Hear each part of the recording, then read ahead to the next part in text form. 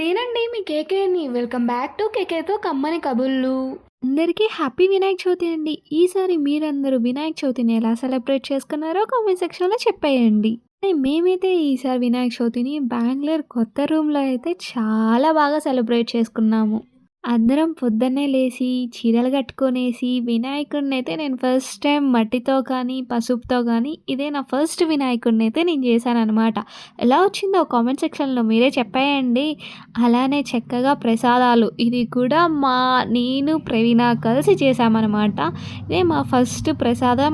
అలానే వినాయకుడికి కొంచెం ఉప్పు, కారాలు అలా ఇలా అయినా కూడా వినాయకుడు అడ్జస్ట్ చేసుకొనైతే తినేసాడు. బొజ్జ గణపయ్య కదా! అలానే కొంచెం ఫోటోస్ తీసేసుకొని ఈవినింగ్ అలా వినాయకుడిని చూడడానికి వెళ్ళిపోయామనమాట. ఇంటి దగ్గర చుట్టుపక్కల వెనకాల, పక్కన పెట్టేశారు.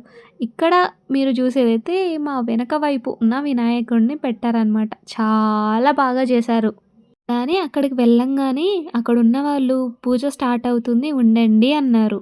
సరే పూజ కోసం ఉండేసరికి అక్కడ ఒక బుజ్జి క్యూట్ డోరేమోన్ పిల్లలాగా కనిపించింది ఆ పాప. చూసేయండి మీరు కూడా ఆ పాప ఎలా ఉందో.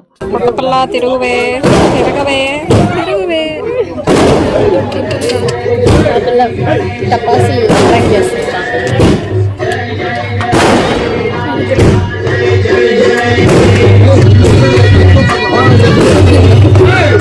బయట అలాగ పూజ చూసుకొని, దండం పెట్టేసుకొని, ఫోటోస్ తీసేసుకొని ఇంటికైతే వచ్చేసామనమాట.